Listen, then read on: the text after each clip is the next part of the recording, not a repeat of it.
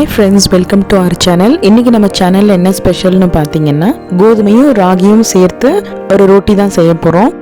இது ரொம்ப ஈஸியாவும் டேஸ்டியாவும் எப்படி செய்யறதுன்னு பார்க்கலாம் வாங்க. இதுக்கு ஃபர்ஸ்ட் நான் வந்து பூண்டு தோலோட தட்டி எடுத்துக்கிட்டேன். ஒரு 4-5 பூண்டு எடுத்துக்கிட்டேன். இது பெரியவங்களுக்குன்றதுனால பச்சை மிளகாய் நிறையவே நான் போட்டிருக்கேன். ஒரு 3 பச்சை மிளகாய் குட்டி குட்டியா வெட்டி போட்டிருக்கேன். பெரிய வெங்காயம் இல்லைன்னா சின்ன வெங்காயம் போட்டுக்கலாம். கொஞ்சமாக மஞ்சத்தூள் போட்டிருக்கேன். சோம்புத்தூள் வீட்டிலே நுணுக்குனது கொஞ்சம் போட்டுக்கிட்டேன். மிளகாய் பொடி காரத்துக்கு கொஞ்சமாக போட்டுக்கோங்க, ஏன்னா பச்சை மிளகாய் ஏற்கனவே போட்டிருக்கோம். உப்பு தேவையான அளவு சேர்த்துக்கோங்க. இந்த ரெசிபி இன்னும் கூட ஹெல்தி ஆக்கிறதுக்காக நம்ம ஒரு கைப்பிடி அளவு முருங்கைக்கீரையை நல்லா கழுவி சுத்தம் பண்ணி போட்டுக்கிறோம். இப்போ கேழ்வரகு மாவு வந்து 1 கப் அளவு நான் எடுத்திருக்கேன். இது கூடவே 1 கப் கோதுமை மாவு போட்டிருக்கோம். இந்த ரொட்டி பார்த்தீங்க அப்படின்னா ஏதோ ஒரு மாவு மட்டுமே கூட யூஸ் பண்ணி செய்யலாம். இப்போ நான் ஏன் ரெண்டும் சேர்ந்து செய்கிறேன் அப்படின்னா இது வந்து சாஃப்டாகவும் இருக்கும், அதே சமயம் கிறிஸ்பியாகவும் இருக்கும்.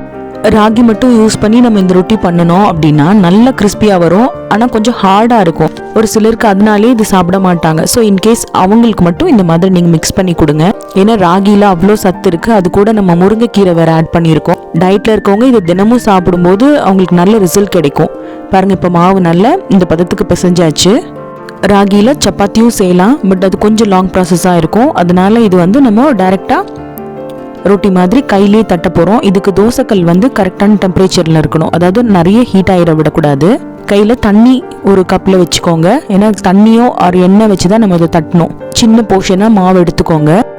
ஒருவேளை இந்த மாதிரி டைரெக்டாக தோசைக்கல்ல தட்டுறது உங்களுக்கு கஷ்டம்னு நினச்சிங்கன்னா வாழை இலை யூஸ் பண்ணி நம்ம ஏதாவது ஒரு வெஜிடபிள் ஆயில் ஏதோ ஒரு எண்ணெய் தொட்டுட்டு நீங்கள் மெலீஸாக ஸ்ப்ரெட் பண்ணிவிட்டு வாழை இலை தூக்கி அப்படியே நம்ம தோசைக்கல் மேலே போட்டுட்டு வாழை இலையை எடுத்துடலாம். ஸோ இது இன்னும் கொஞ்சம் ஈஸியாகவும் இருக்கும்.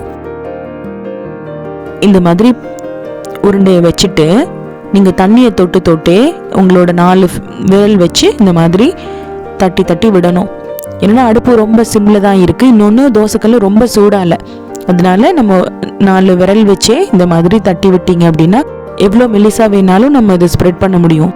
உங்களுக்கு ராகியில் வந்து சப்பாத்தியும் ஈஸியாக செய்யலாம். அப்படி சப்பாத்தி எப்படி செய்கிறதுன்னு வேணும்னா எனக்கு கமெண்ட் செக்ஷனில் சொல்லுங்கள், நான் சீக்கிரமாக வீடியோ அப்லோட் பண்ணுறேன்.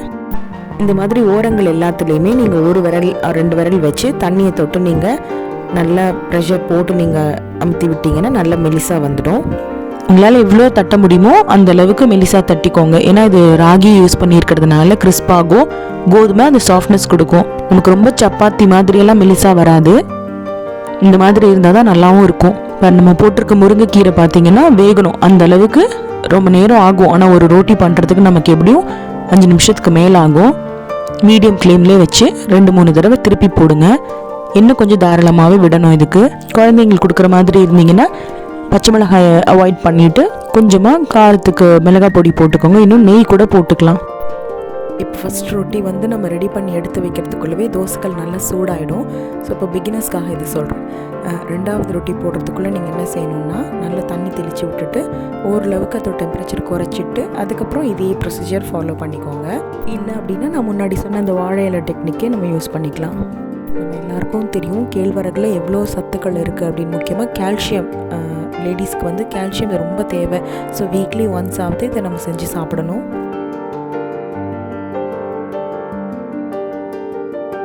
அவ்வளோதாங்க, சூப்பரான டேஸ்டியான ஒரு ஹெல்த்தியான ரொட்டி எப்படி செய்கிறதுன்னு பார்த்தோம். இதுக்கு நாட்டு சக்கரை வச்சு சாப்பிட்டா சூப்பராக இருக்கும், இல்லை சட்னி கூட யூஸ் பண்ணிக்கலாம். குழந்தைங்களுக்கு வந்து நெய் போட்டு இந்த மாதிரி நாட்டு சக்கரை வச்சு கொடுத்தீங்க அப்படின்னா ரொம்ப விரும்பி சாப்பிடுவாங்க. கேழ்வரகு மாவு யூஸ் பண்ணி நம்ம செய்கிற ரெசிபிலே இது ரொம்ப ஈஸியான ரெசிபி கூட, இன்னொன்று ரொம்ப டேஸ்டியாகவும் இருக்கும். ஸோ இது எப்படி இருக்குன்னு செஞ்சு பார்த்து எனக்கு கமெண்ட் செக்ஷனில் சொல்லுங்கள்.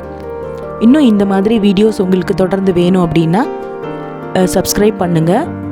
அப்போ தான் நான் போடுற ஒவ்வொரு வீடியோஸும் கண்டினியூஸாக உங்களுக்கு வந்து சேரும். So please do subscribe. இந்த வீடியோ பிடிச்சிருந்தது அப்படின்னா லைக் பண்ணுங்கள், உங்கள் ஃப்ரெண்ட்ஸ் அண்ட் ஃபேமிலிக்கு ஷேர் பண்ணுங்கள்.